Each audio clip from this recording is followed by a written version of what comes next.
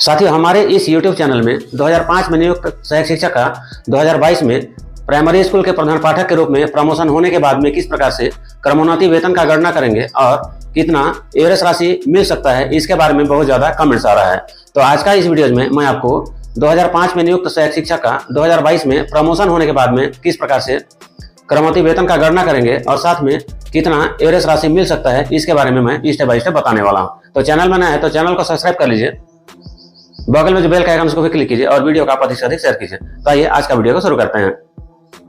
साथियों, आज के इस वीडियो में 2005 में नियुक्त सहायक शिक्षक का 2022 में प्रधान पाठक के पद पर प्रमोशन होने के बाद अप्रैल 2025 तक की स्थिति में कितना और कैसे क्रमोन्नति वेतन का गणना करेंगे और इनको कितना क्रमोन्नति वेतन के रूप में एरियर्स का भुगतान हो सकता है, इसके बारे में इस एक्सेल शीट में बताने वाला हूं। तो यहाँ पर हमने एक्सेल शीट को ओपन कर लिया है। यहाँ पर हम 2005 में नियुक्त सहायक शिक्षक का जुलाई 2015 में 10 साल का सेवावधि पूर्ण होने की स्थिति में हम यहाँ पर इनका क्रमोन्नति वेतन का कैलकुलेशन करेंगे। तो यहाँ पर स्टार्टिंग डेट जुलाई 2015 और एंड डेट अर्थात अप्रैल 2022 का स्थिति में इनका प्रधान पाठक के रूप में प्रमोशन हो गया था और एक ही पद पर यहाँ 2015 से लेकर के मार्च 2022 तक हम क्रमोन्नति वेतन का गणना करेंगे। तो यहाँ पर क्रमोन्नति के उपरांत जो ग्रेड पे है वो 4,200 रुपया हो जाएगा। क्रमोन्नति से पहले 2005 की स्थिति में इनका मूल वेतन 7,893 रुपया था। क्रमोन्नति के उपरांत अगला जो स्केल है उसके अनुसार इनका मूल वेतन 9,875 हो जाएगा और वर्तमान में जो सहायक शिक्षक अभी प्रधान पाठक के रूप में कार्यरत हैं उनका मूल वेतन 41,100 रुपया है। तो साथियों, यहाँ पर हमने एक्सेल शीट को ओपन कर लिया है।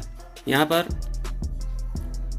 यह एक्सेल शीट प्राइमरी स्कूल के हेडमास्टर का है जो पहले सहायक शिक्षक के रूप में कार्य कर रहे थे। तो यहाँ पर जुलाई 2015 की स्थिति में इनका मूल वेतन 7,893 रुपया था और क्रमोन्नति के उपरांत इनका मूल वेतन 9,875 रुपया हो जाएगा।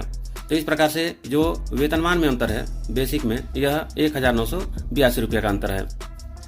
इसी प्रकार से जुलाई 2016 की स्थिति में यहाँ पर एक इंक्रीमेंट लगने के बाद में मूल वेतन 8,130 रुपया और क्रमोन्नति वेतनमान में भी एक इंक्रीमेंट लगने के बाद में 10,172 रुपया मूल वेतन हो गया है। इस प्रकार से यहाँ पर जो मूल वेतन में अंतर है यह 2,042 रुपया का है। साथ ही इसी प्रकार से यहाँ पर जुलाई 2017 की स्थिति में फिर से एक इंक्रीमेंट लग गया है जिसके बाद में मूल वेतन 8,374 रुपया हो गया है। उसके बाद में क्रमोन्नत वेतनमान में भी एक इंक्रीमेंट लगने के बाद में मूल वेतन 10,477 रुपया हो गया है। इस प्रकार से जो मूल वेतन में अंतर है यह 2,103 रुपया का है। तो यहाँ पर हमने जुलाई 2015 से लेकर के जुलाई 2017 तक किसी प्रकार से महंगाई भत्ता और अन्य भत्ता का गणना नहीं किया है। तो यहाँ पर जो महंगाई भत्ता और अन्य भत्ता का जो गणना है इसमें राशि में वृद्धि हो जाएगा। साथ ही जुलाई 2018 की स्थिति में सहायक शिक्षकों का शिक्षा विभाग में संविलियन हो गया जिसके बाद में मूल वेतन 8,374 से सीधा 26,100 रुपया हो गया। उसके बाद में इसका यहाँ पर 9% DA और HRA और सभी भत्ता को मिला दिए तो यह 30,314 रुपया हो गया। इसी प्रकार से क्रमोन्नत वेतनमान में शिक्षक के पद पर 4,200 के ग्रेड पे में 36,500 मूल वेतन हो गया है। इसका यहाँ पर 9% DA और HRA और अन्य सभी भत्ता को जोड़ दिया तो टोटल 41,650 रुपया हो गया है।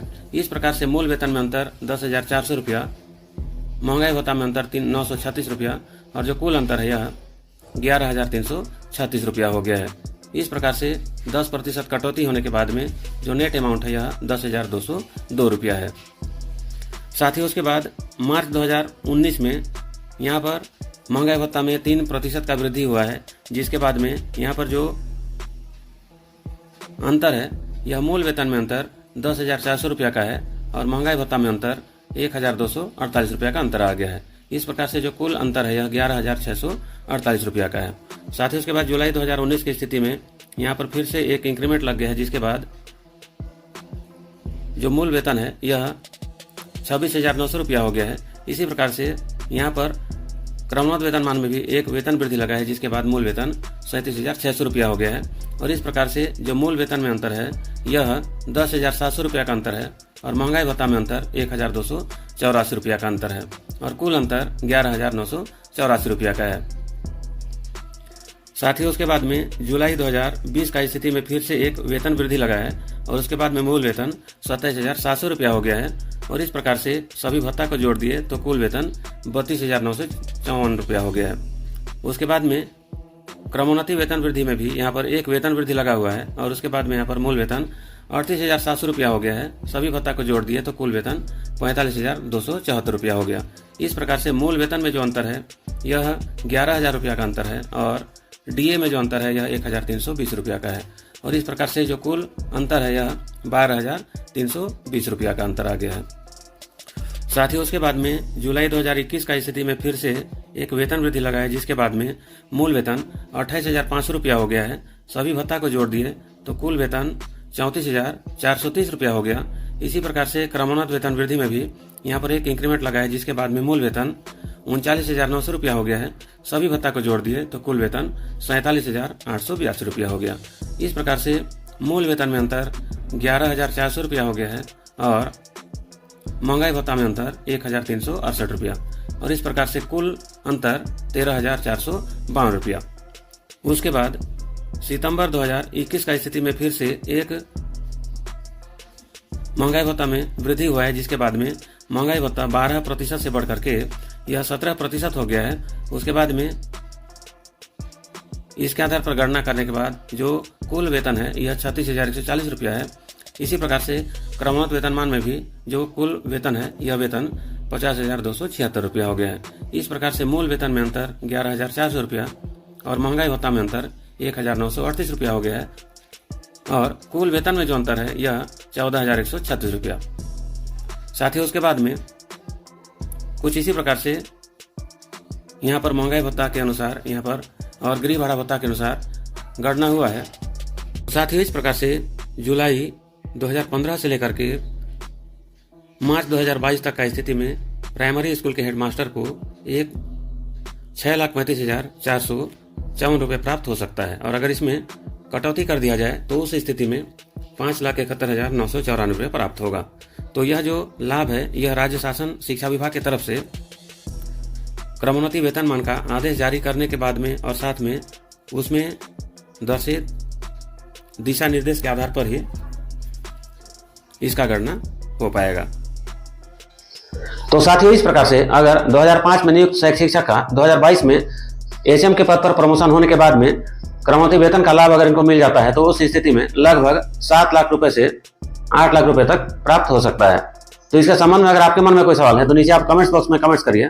वीडियो अच्छा लगा तो वीडियो को आप अधिक से अधिक शेयर कीजिए। चैनल में नया है तो चैनल को सब्सक्राइब कीजिए।